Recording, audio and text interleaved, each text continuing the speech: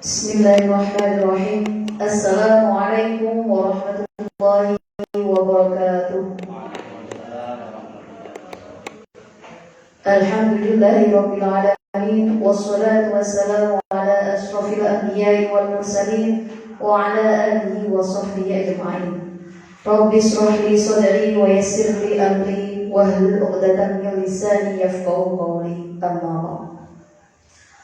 Puji syukur kepada Allah Subhanahu wa taala, pada pagi hari ini kita masih diberikan kesehatan, keselamatan dan kesempatan untuk bisa berkumpul dan menyaksikan ngaji bareng ala pesantren Eni Nurda satu malam. Shalawat serta salam semoga tetap terlimpahkan kepada junjungan kita Nabi besar Muhammad SAW, karena berkat beliaulah kita umat Islam berada dalam zaman yang terang benderang, yaitu dinul Islam. Saya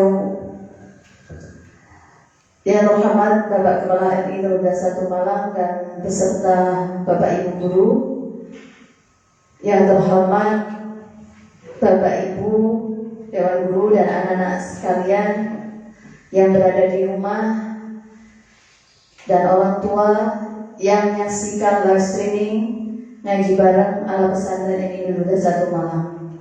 Sebelum kita mulai, marilah kita baca umul kitab. Semoga ngaji bareng hari ini berjalan dengan lancar. Al-Fatihah. Saatnya jam kedua dimulai.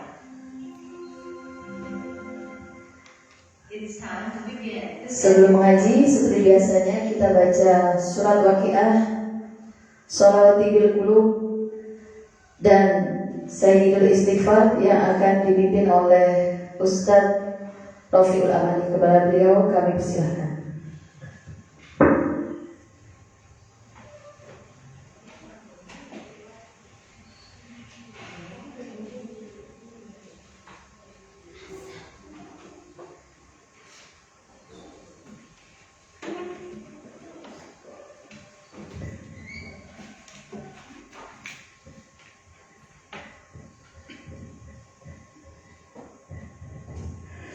Assalamualaikum warahmatullahi wabarakatuh.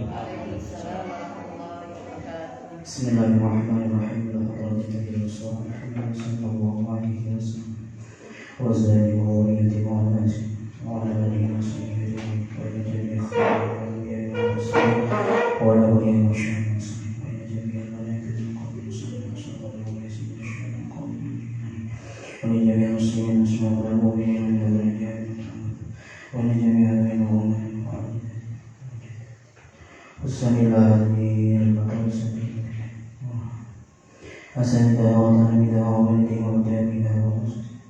الفاتحة.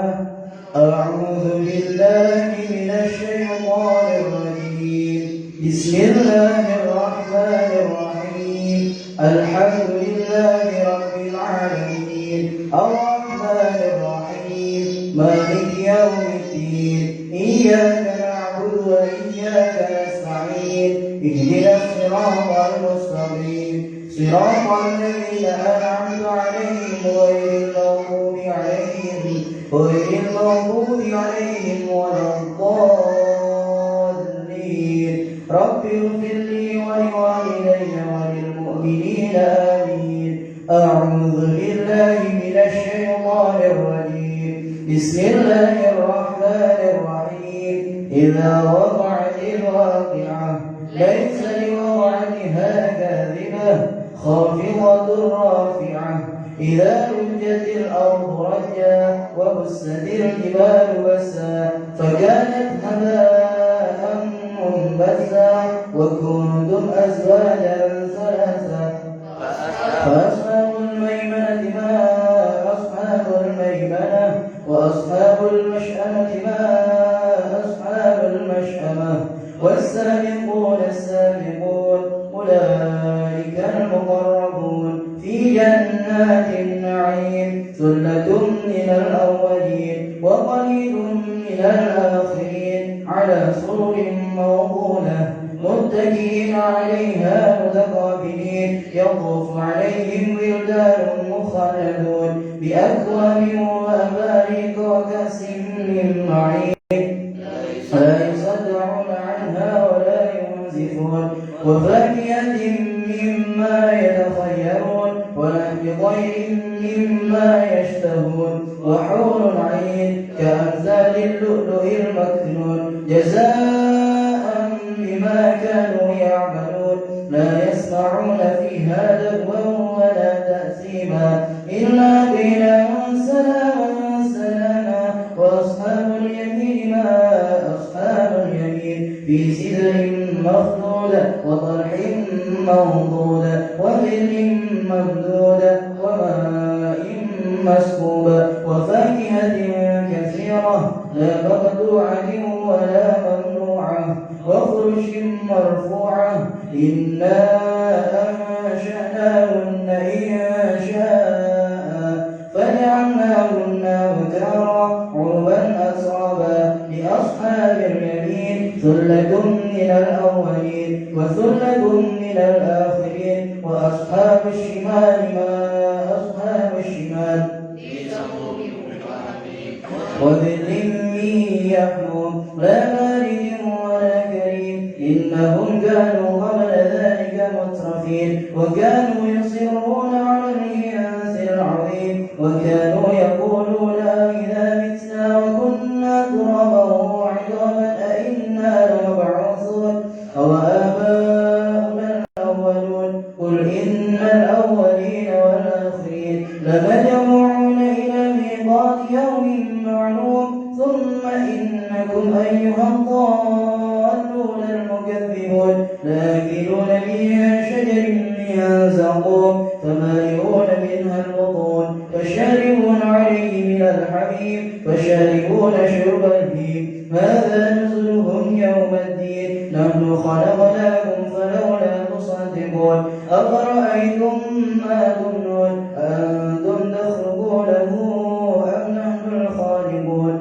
نحن قدرنا بينكم الموت وما نحن بمسبوقين على أن نبدل أمثالكم وننشئكم فيما لا تعلمون ولقد علمتم النشأة الأولى فلولا تذكرون أفرأيتم ما تحرثون أأنتم تزرعونه أم نحن الزارعون لو نشاء لجعلناه حطاما فظلتم تفكهون إنا لمغرمون بل نحن محرومون أفرأيتم الماء الذي تشربون أنزلتموه من المزن أم نحن المنزلون لو نشاء جعلناه أجاجا فلولا تشكرون أفرأيتم النار التي تورون أأنتم أنشأتم شجرتها أم نحن المنشئون نحن جعلناها تذكرة ومتاعا للمقوين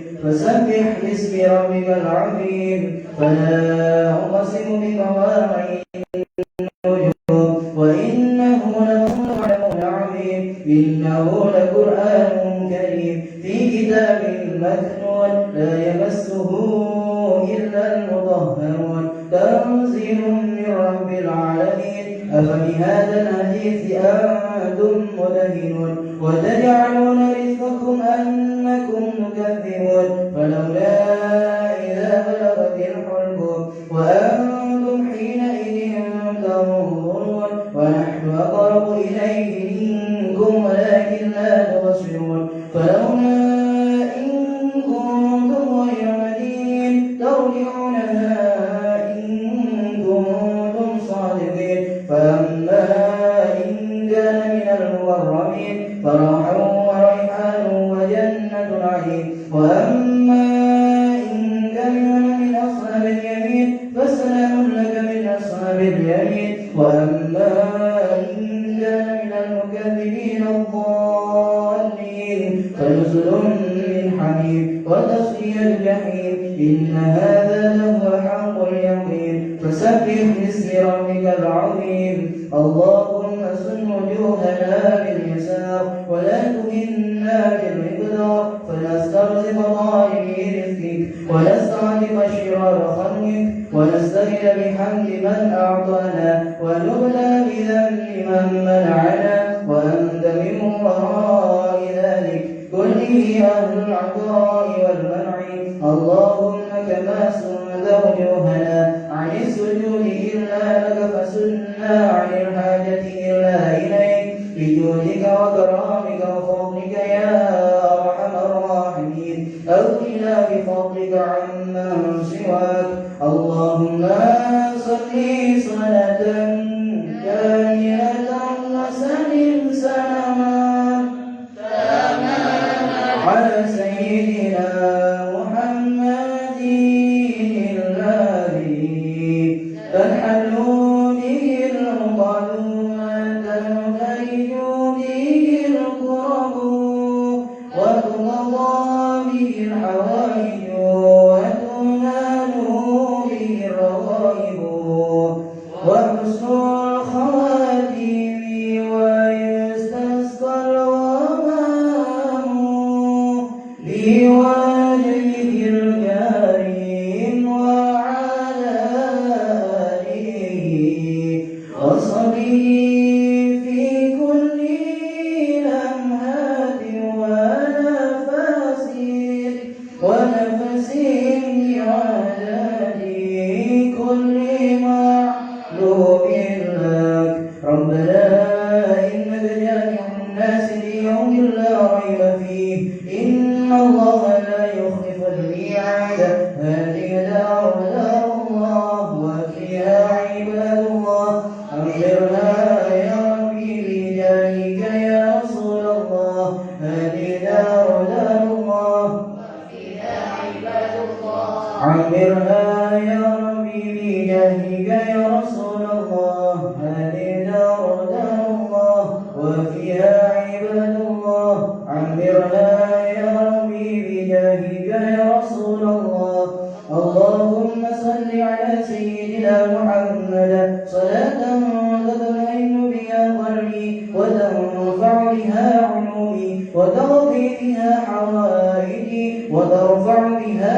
درجتي وتهدي بها قومي وتخلص بها قلبي وتلهمني بها علوم لدني وتكرمني بها بالسعادة والكرامة وتنصر بها أموالي وأصحابي وتلاميذي وأتباعي وترزقني اللهم تمام نعمتك وتمام رحمتك وتمام رضوانك وصل وسلم وبارك عليه وعلى آله وصحبه عدد ما خلقت ورزقت وأمت وأحييت إلى يوم تحشر فيه الخلائق أجمعين والحمد لله رب العالمين رب اشرح لي صدري ويسر لي أمري واحلل عقدة من لساني يفقه قولي يا فتاح يا عليم افتح لنا بابنا بالقرآن العظيم نصر من الله وفتح قريب وبشر المؤمنين اللهم نور بكتابك بصري وأطلق به لساني واشرح به صدري واستعمر به جسدي بحولك وقوتك فإنه لا حول ولا قوة إلا بك وإنه لا حول ولا قوة إلا بالله العلي العظيم اللهم صل على سيدنا محمد طب القلوب ودوائها وعافية الأبدان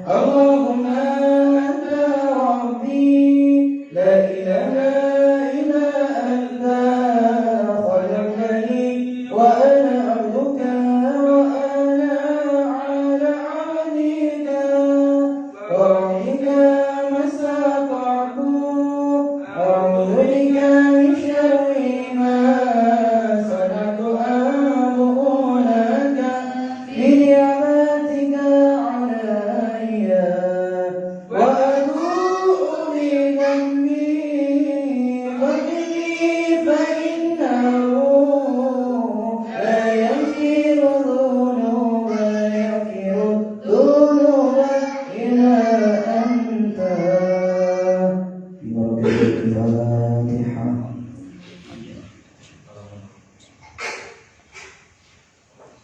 Assalamualaikum warahmatullahi wabarakatuh.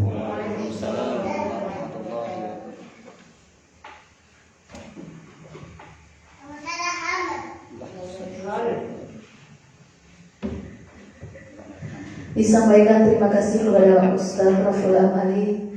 Semoga dengan pembacaan suratul Waqiah, Sayyidul Istighfar, dan Shalawatil Qulub, semuanya kita mendapatkan ampunan dari Allah Subhanahu wa taala. Hajat-hajat kita semuanya dikabulkan oleh Allah. Hajat-hajat madrasah dan hajat-hajat semua pemirsa yang ada di live streaming MI Nurda 1 Malang.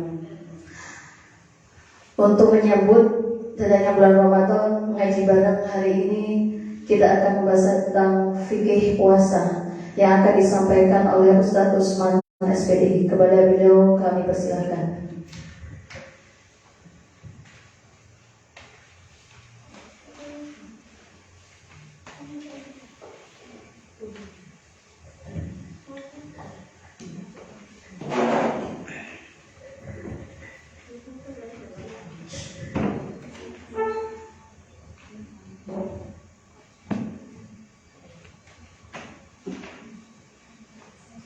Bismillahirrahmanirrahim. Assalamualaikum warahmatullahi wabarakatuh.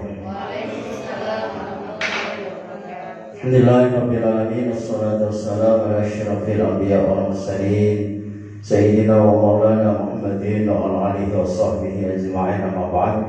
Qala ta'ala fi kitabihil karim wa a'udzu billahi minasyaitonir rajim. Bismillahirrahmanirrahim. Rabbi shrah li sadri wa yassir li amri wahlul 'uqdatam min lisani yafqahu qawli, amma ba'd.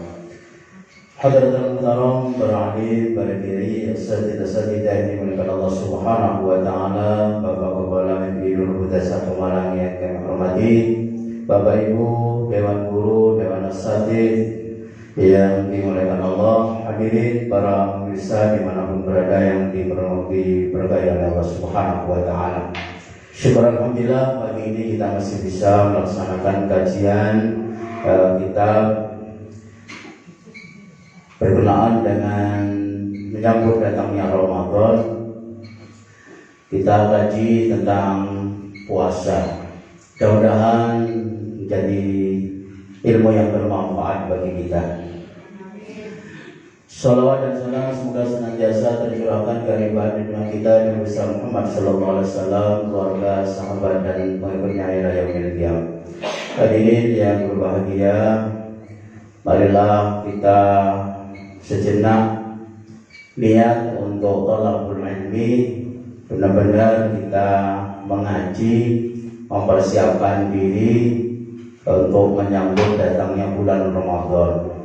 Jadi untuk setiap hari Rabu, mulai Rabu ini sampai nanti kita masuk pada bulan Ramadan, kita akan mengkaji fikih puasa. Ya, jadi hadis Nabawi dan Safinatul Najah sementara saya tutup dulu.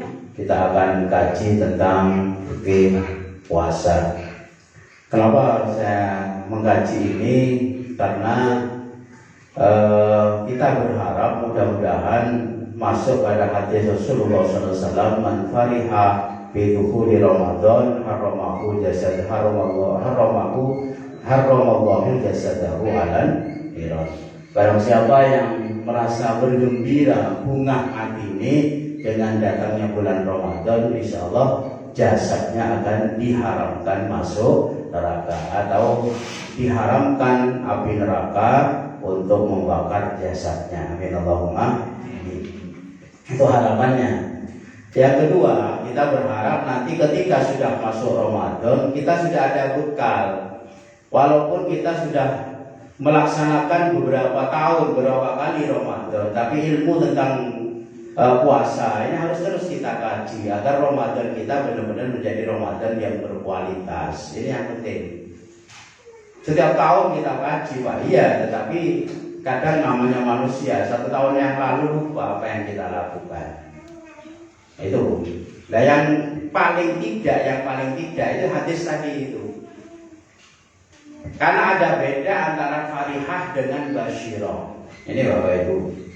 Kalau panjenengan pernah dengar keterangan ini, ya alhamdulillah. Kalau belum ya alhamdulillah. Ini sangat beralhamdulillah gitu ya. Gini, farihah itu maknanya bergembira. Basyirah atau basyarah itu juga bergembira. Cuma ada beda gitu. Kalau basyarah, basyirah, bergembira sesuatu yang pasti di situ ketika kita bergembira itu karena mendapatkan sesuatu yang tidak ada kesusahan lagi, itu basyirah namanya. Panjenengan misalnya pulang-pulang dari sini di rumah ada makanan, senang guys. Dan sama jelok makanan, awatan luwe terus susah, itu berarti sama gak basyirah itu namanya. Senang karena itu tinggal makan senang.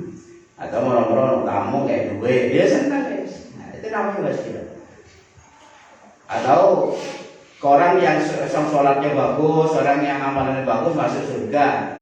Itu gak pakai fakar, gak pakai lafaz farihah, pakainya basyirah.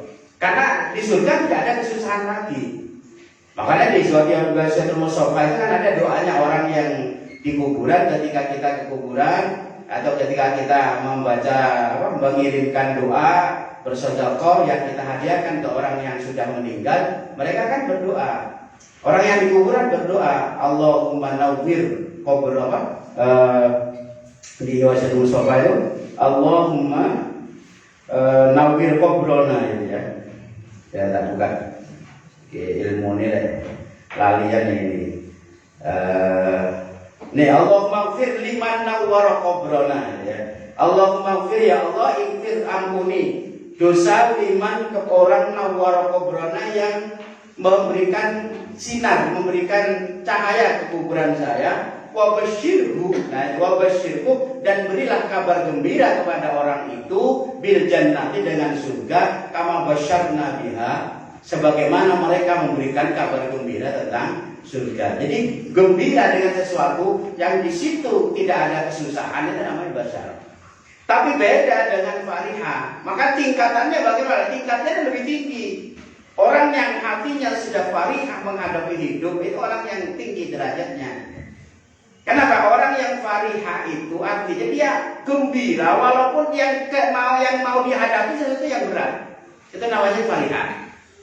Sekarang secara jujur, secara normal ya, siapa yang seneng tekon bulan Ramadan ya enggak seneng. Kalau jujur enggak ada. Kalau sampai senang itu berarti sampai derajatnya tinggi. Kenapa? Karena puasa itu sendiri kan ujian. Loh, orang kedatangan ujian hatinya masih seneng, gembira, itu namanya farihah. Ono wong kena penyakit luar biasa, mare ngono senenge sik kelilit utang tapi sik seneng ae. Gembira. Artinya dia yakin akan bahwa itu memang bagian dari skenario Allah untuk memuji dirinya. Dia masih senang menerima, itu namanya farihah. Maka derajatnya akan ditinggikan oleh Allah. Ya sama ini. Kalau panjenengan dengan datangnya bulan Ramadan farihah, derajatnya tinggi, maka pantas kalau jasadnya diharapkan atas api neraka. Kau orang yang senang secara jujur tidak senang. Aku sih Ramadan tidak ada. Kokon gosok biasa isu luwe yo mangan, awan yo mangan, saya kira kokon nendeni sampai maghrib bare. Kokon sing mandan anyar, ini mandan anyar ini. Oh sakit Mas. Oh biasa. Mandan anyar sakit itu sesuatu yang biasa.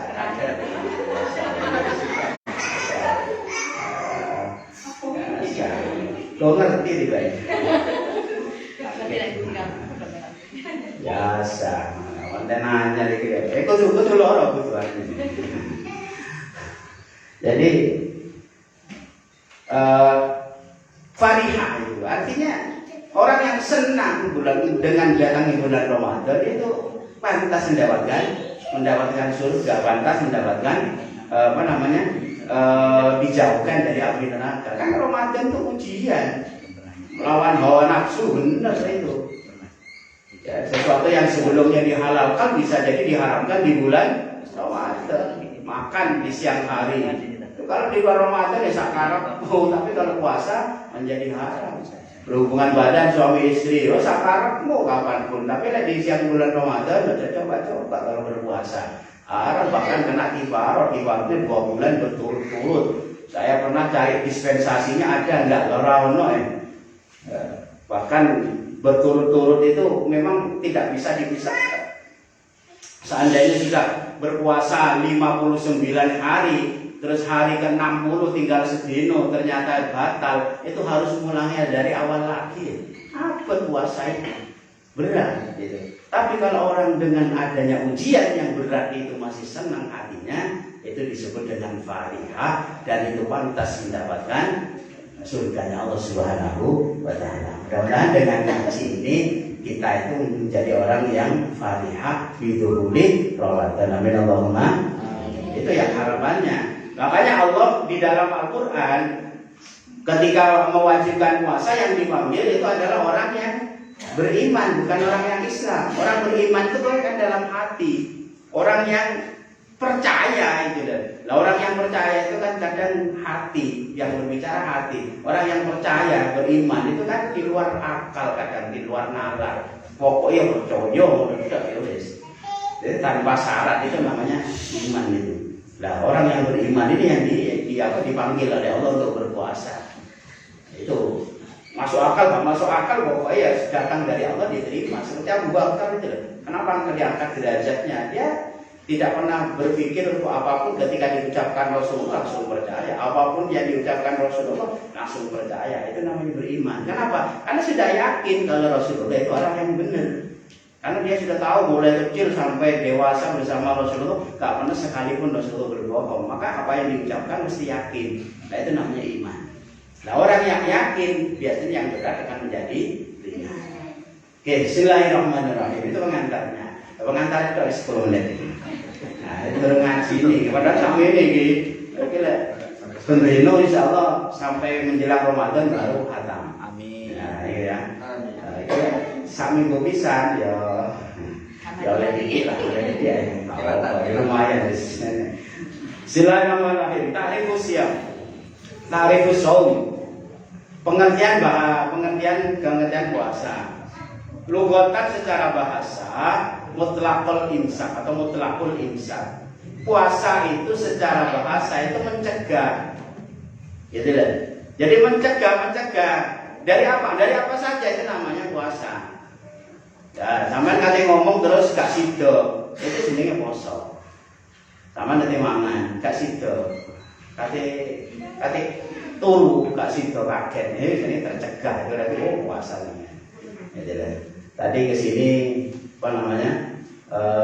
berangkat maunya pagi, ternyata gak jadi pagi karena ada kepentingan. Berarti sampean puasa itu tadi. Secara bahasa. Ya, ada sesuatu mau jatuh, jangan tahan, itu puasa ya. Kata hukum ini jangan tahan, itu puasa. Jadi menahan diri dari segala sesuatu itu adalah puasa. Makanya orang yang menahan diri tanpa adanya niat tertentu itu tidak dikatakan puasa. Secara bahasa ya, tapi secara istilah tidak. Lah, makna imsak ini diambil dari Al-Quran surat Maryam ayat 26 berkenaan dengan peristiwa Siti Maryam. Kenal Siti Maryam? Nah, kenal ya Maryam Suto, Maryam apa ini? Maryam tukang sini akeh Maryam. Nah, Siti Maryam ini adalah ibu dari Nabi Isa. Itu diabadikan di dalam Al-Quran. Dan singkat ceritanya bahwa Maryam ini adalah putra daripada Nabi Zakaria. Imran. Imran ini kakak daripada Nabi Zakaria.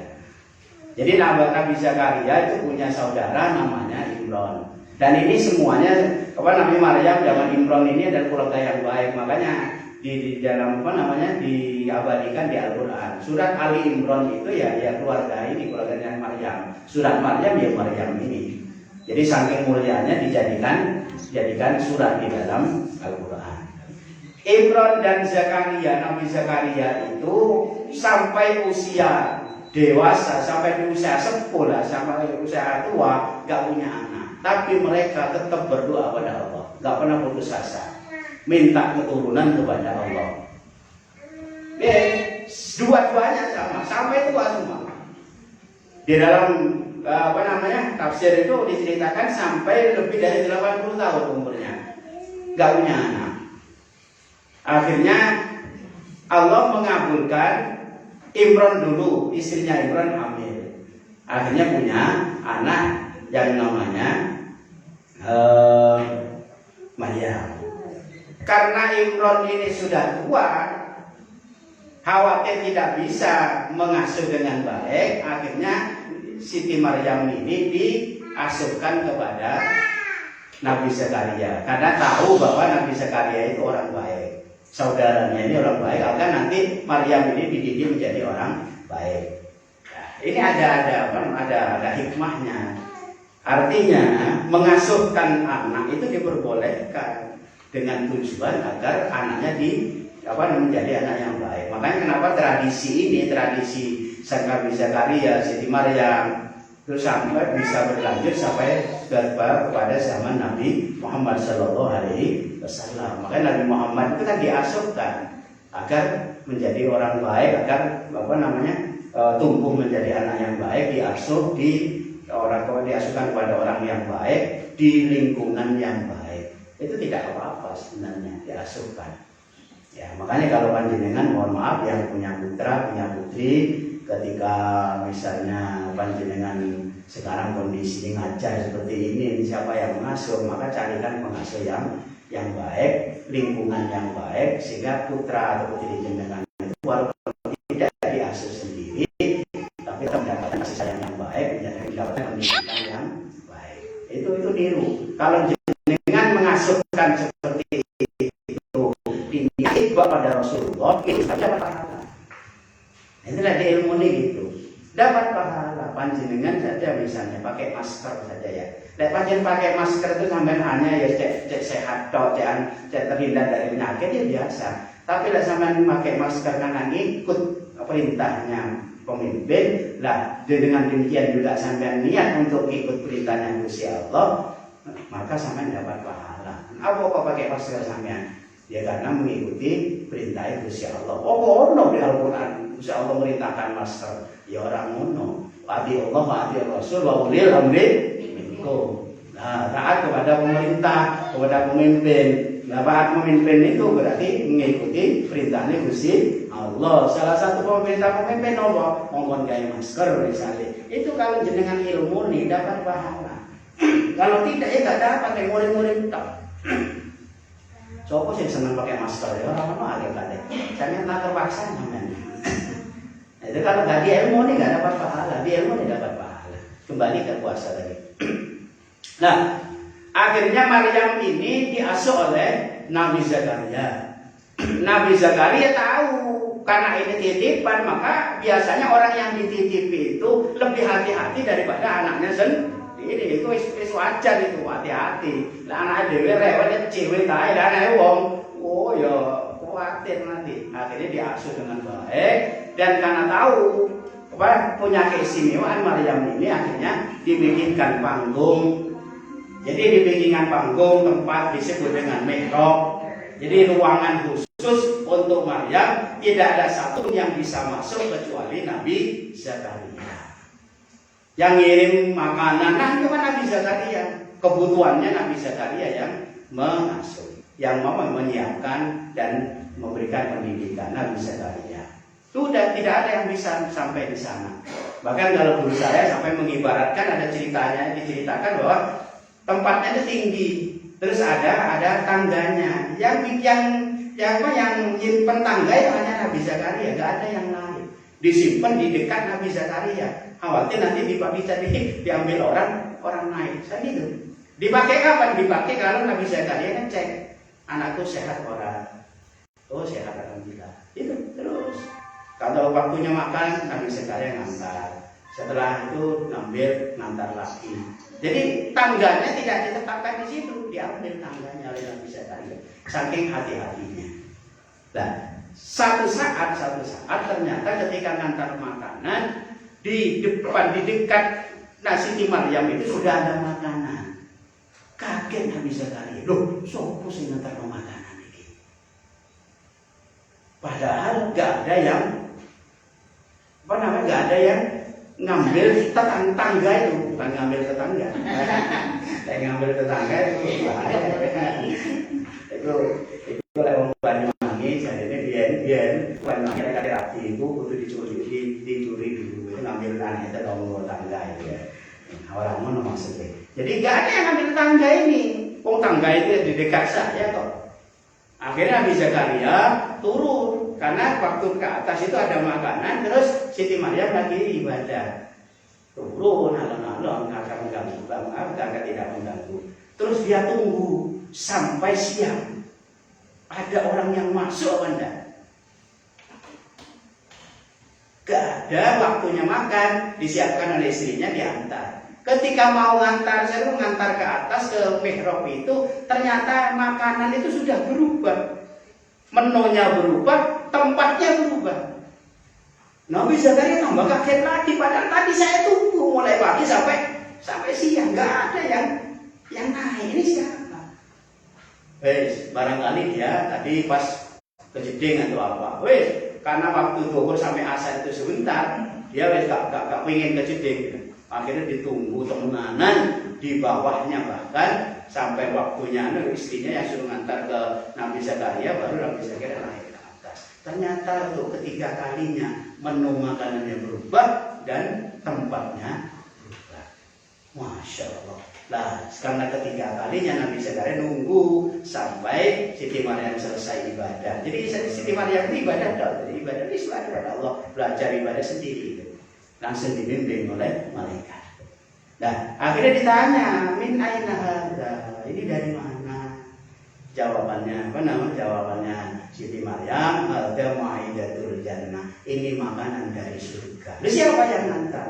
Wallahu a'lam, Allah menyuruh malaikat. Dan sejak itulah, karena sudah tahu Maryam ini punya keistimewaan, makannya saja sudah disediakan oleh malaikat, oleh Allah, maka Nabi Zakaria buang itu tangganya sudah simpan, sudah tidak pernah diunggah, sudah saya prasatakan pada Allah.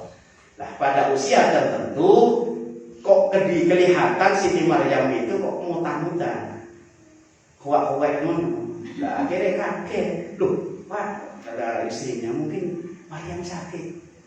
Oh iya, dan akhirnya dilihat ternyata perutnya sudah membesar. Kaget yang namanya Nabi Zakaria. Ini dari mana? Nabi Siti Maryam tidak berbicara sama sekali. Itu yang disebut dengan berpuasa. Inni nadartu lirrahmani shauman falan ukallimal yauma insiya, kata Maryam.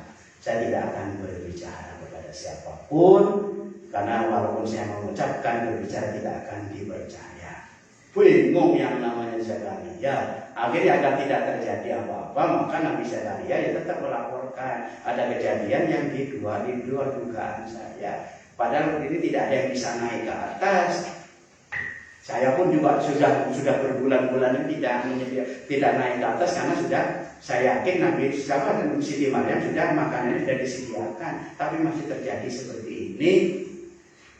Siti Maryam ibu hamil padahal tidak ada suaminya, tidak ada orang yang menyentuh. Ya, namanya orang yang tak percaya, ya mungkin, ya mesti aja digolek wong, namanya wong kedul ganteng. Oh iya, tak kira kamu mesti begitu. Nah, ya, akhirnya singkat cerita orang berkumpul semua sepakat menuduh Nabi Zakaria. Ya pantes ae kalau wong iki ya wong sing duwe tangga sapa Nabi Zakaria. Nabi Zakaria bersumpah tidak. Tapi tetap akhirnya diambil jalan tengah. Sudah gini saja, karena ini aib, maka Siti Maryam kita usir dari kampung ini. ya diusir. Nanti ketika sudah lahir, kalau sekarang itu kalau dites DNA. Nah setelah lahir nanti kita kita lihat wajahnya mirip sopo. Terus Nabi Zakaria karena Nabi ini saja kita minta pada Allah kalau anak ini lahir nanti anak ini suruh berbicara. Wes sepakat diletakkan di satu tempat sampai pada waktu melahirkan. Ketika melahirkan Allah mengirim malaikat mengirimkan kabar kepada Nabi Zakaria, datang bersama-sama dengan orang banyak di situ dan benar lahir anak yang begitu bagus bersinar, ya, yang dikenal nanti namanya Al-Masih, Nabi Isa. Terus Siti Maryam ketika ditanya, sekarang tinggal bagaimana caranya meyakinkan orang-orang? Ada isyarat, orang-orang disuruh tanya langsung ke bayinya. Pokoknya Siti Maryam sejak itu berpuasa berbicara kepada manusia, ya, imsak anil kalam, mencegah untuk berbicara dan disuruh berbicara. Yang berbicara itu adalah bayinya. Akhirnya bayi itu ditekan di pusatnya, terus dikatakan, hai bayi, tolong kamu katakan kamu ini anaknya siapa? Siapa orang yang telah menghamili ibumu? Ditekan begini, bayi yang masih merah itu ternyata dengan izin Allah berbicara, saya tidak ada yang menyentuh ibu saya lahir atas kehendak Allah dan ini adalah kudrat dari Allah Subhanahu wa Ta'ala, karena ibu saya hanya disebul oleh malaikat. Jadi malaikat nyebul langsung ganti. Nah, awak dhewe sing nyebul yang brojol. Ya, jadi itu singkat cerita seperti itu. Dan di saat yang bersamaan ternyata istrinya Nabi Zakaria itu hamil, nanti lahir Yahya.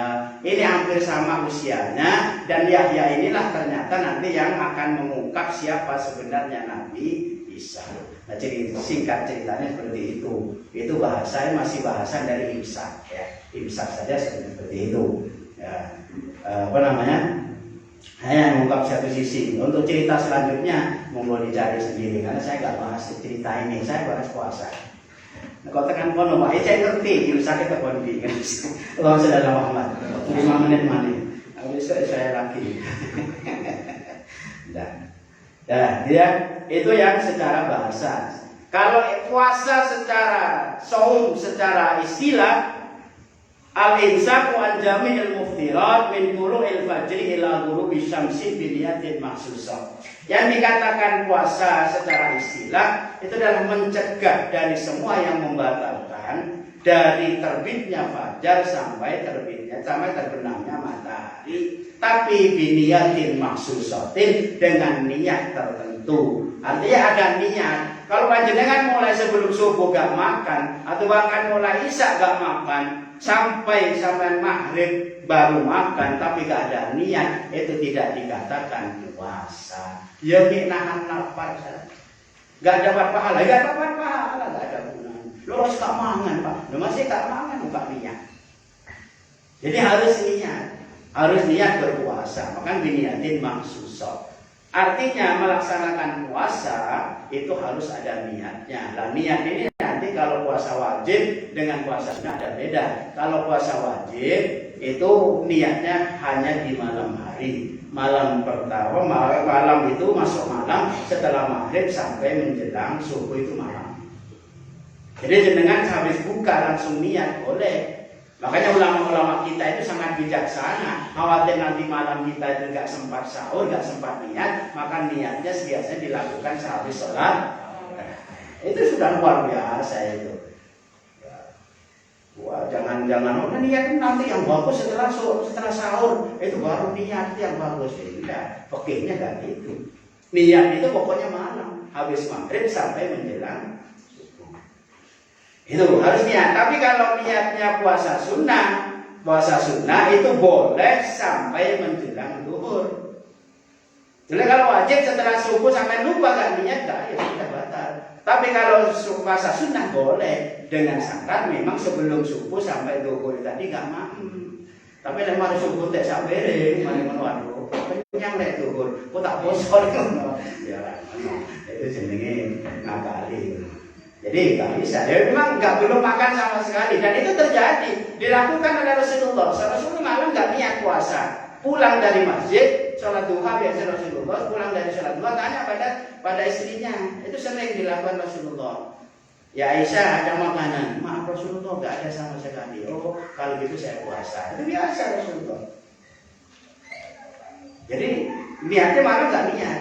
Setelah itu baru Rasulullah ke pasar cari bekerja. Terus setelah itu dapat makan masak untuk berbuka. Itu ya. Nah itu bedanya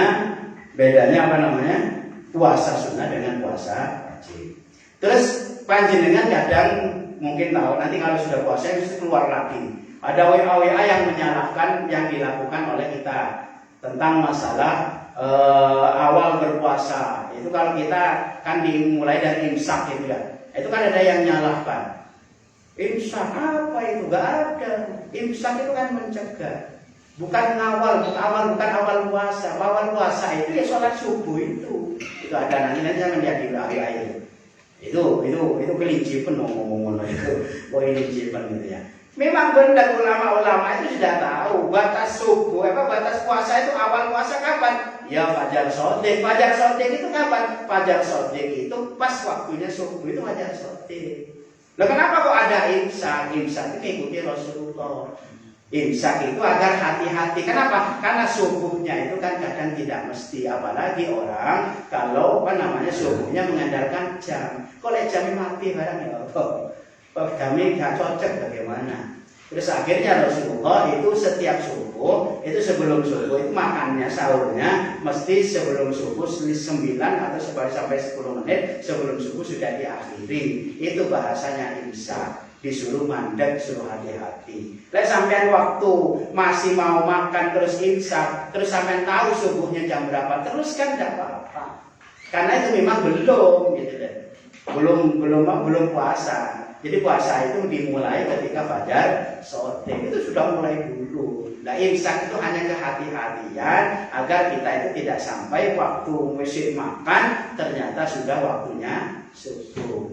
Itu deh. Kalau imsak insya Allah tidak sama muangan sih santai rokokan saja iso. Karena masih ada waktu sekitar 9 sampai 10 nih. Kalau sudah fajar sodik, sudah subuh maka tidak boleh. Itu ya. Nah, terakhir hari ini Rasulullah berpuasa itu 9 kali selama hidup beliau. Dan ke-9 kali itu Rasulullah puasanya itu adalah nakis, nawakis, artinya hanya 29. Makanya ketika ditanya berapa hari berpuasa Ramadan, itu ya umumnya 29 sampai 30. Gak ada 31, 29, 30. Yang banyak itu biasanya 29. Jadi sesekali mesti ada 30. Nah Rasulullah 9 kali itu hanya 29 nawakis. Jadi gak pernah sampai 30 hari. Hanya itu perbedaan. Nanti bagaimana sekarang perbedaan? Kok terjadi perbedaan mengawali Ramadan? Perbedaan itu adalah perbedaan karena cara berpijaknya yang tidak sama. Dasar hukum yang diambil untuk menetapkan Ramadan tidak sama. Ada yang kelompok yang mengatakan puasa itu harus didahului dengan ru'yatul hilal. Itu yang mengikuti sunnah Rasulullah SAW. Puasa itu Ramadan itu ditetapkan dengan apa? Dengan jalur itu adalah dengan cara melihat rembulan langsung. Karena di zaman Rasulullah itu memang seperti itu. Tidak pernah Rasulullah berdasarkan hitungan hisab. Akan tetapi orang yang kedua berdasarkan hisab hitungan itu juga tidak salah. Karena apa? Karena itu adalah bagian dari ilmu. Tapi yang bagus itu adalah pertama berdasarkan hisab, terus dibuktikan dengan hisab. Tapi seandainya ada yang berpedoman bahwa tidak perlu, toh ilmu itu dari Allah, kita ngitungnya sudah sangat cermat, maka gak apa-apa, orang yang percaya menggunakan itu silahkan. Tapi tidak wajib mengajak orang lain untuk ikut. Tapi kalau ru'yah maka wajib. Kalau sudah dikatakan ru'yah dan disepakati maka semua wajib mengikuti. Tapi kalau hisab tidak wajib mengikuti. dan tidak wajib, tidak boleh, bahkan tidak boleh itu menyebarkan kepada orang lain tentang awal puasa. Besok puasa deh, jadi besok aku ngitungin menurut hisabku besok. Tapi pemerintah belum mengumumkan, ya silakan, jangan percaya tidak. Bahkan yang bagus tidak usah diumumkan. Jadi hisab itu saya pelajari dulu, saya pernah nulis ngerangkum beberapa kitab. Itu hisab itu adalah hanya boleh dipakai untuk dirinya sendiri. Yang bagus seperti itu. Makanya ada ulama di ahli Jombang itu ahli hisab, istrinya saja tidak tahu, nggak pernah diberitahu. Loh sama mbak, tidak, saya puasa. Loh, wis puasa Ramadan nggak bang? Iya. Sama mau kamu beritahu saya, sama nanti pemerintah. Gitu. Jadi sama tidak percaya nggak boleh orang. Gitu. Jadi kalau istrinya saja nggak diberitahu. Itu hisab. Karena apa? Karena ulama ini berpedoman bahwa hisab itu untuk dirinya sendiri tidak disebarkan. Terus sana menyebarkan. Alasannya itu gini loh, pesantren sini nggak menyebarkan. Neng onok santri sing takok, ini tak jawab. Lah daripada aku jawab santriku ono 1000, jawab wong 1000, daripada repot-repot dia hanya diberi pengumuman. Makanya saya melihat dia di Gading itu pakai hisab mulai dulu. Di Gading pengumuman begini, Pondok Pesantren Gading itu berpuasa hari ini. Itu. Gitu saja pengumumannya, bukan mengumumkan bahwa puasa tahun ini jatuh pada hari ini. Kalau itu pengumuman. Kalau di Gading tidak. Pondok Pesantren Gading itu di Ramadan tahun ini berpuasa hari ini. Itu saja. Untuk apa? Agar orang tidak tanya-tanya. Santrinya kayak tak takut, wes, sing mau ikut Gading silakan, yang tidak nggak mengumumkan. Karena ngikuti di kitab itu. Lalu sing organisasi itu, ya pancen nek penong sesa Indonesia. Akhirnya sekarang sudah diumumkan puasa tahun ini tanggal sekian. Lalu saya belum tahu. Karena yang pasti puasa itu adalah tanggal 1 bulan Ramadan. Terus ketika terjadi perbedaan seperti ini tidak perlu diperdebatkan. Yang penting sama yakin yang mana. Nah, sing salah itu yakin begini, puasanya yang terakhir, Ramadannya yang awal. Ini jadi ngokak jelas ini. Jadi jelas selain ngikuti hisab yang itu hisab, saya ngikuti ru'yah ru'yah. Itulah ya. Jadi ini kadang ya repot, katanya berpedoman pada hadis, orang berpedoman pada Quran hadis, tapi kadang hadisnya masalah puasa ini dikesampingkan. Ya repot juga, tapi itu sudah terjadi bertahun-tahun, tidak perlu dipermasalahkan.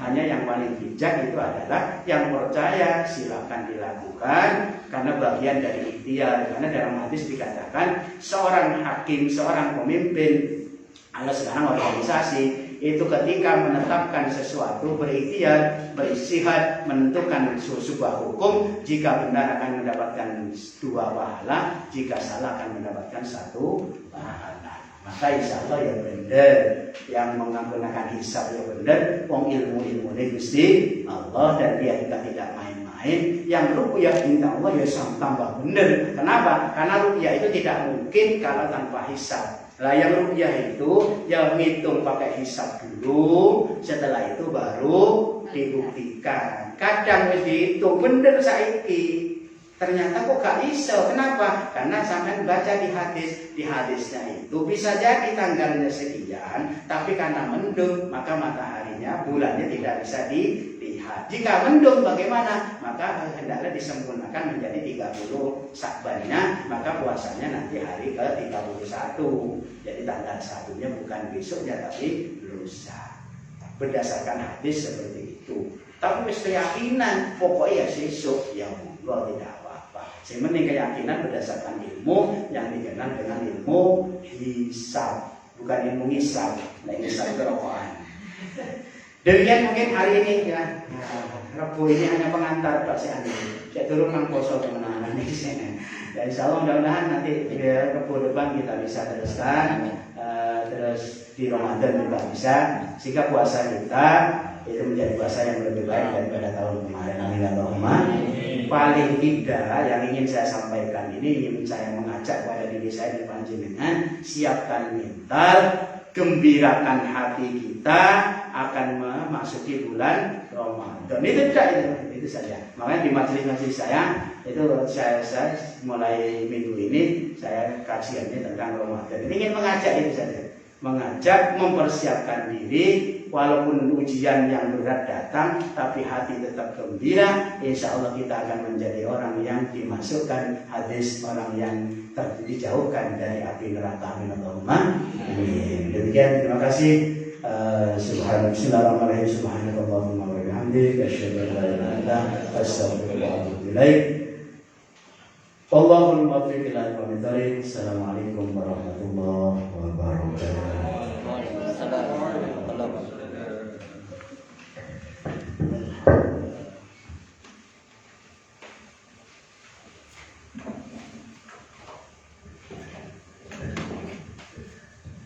Terima kasih disampaikan kepada Ustaz Usman. Semoga kita menjadi orang yang farihah, yaitu bahagia dengan kedatangan bulan Ramadan. Semoga apa yang disampaikan oleh Ustaz Usman bermanfaat bagi kita semuanya. Kemudian kita diberikan keberkahan di bulan Syawal ini dan kita dipertemukan kembali dengan bulan Ramadan yang kurang 2 minggu. Saya sebagai pembawa acara, apabila ada salah kata atau kesalahan dan kekurangan, saya mohon maaf yang sebesar-besarnya. Saya akhiri, wallahu muwaffiq ila aqwamit thoriq. Assalamualaikum warahmatullahi wabarakatuh.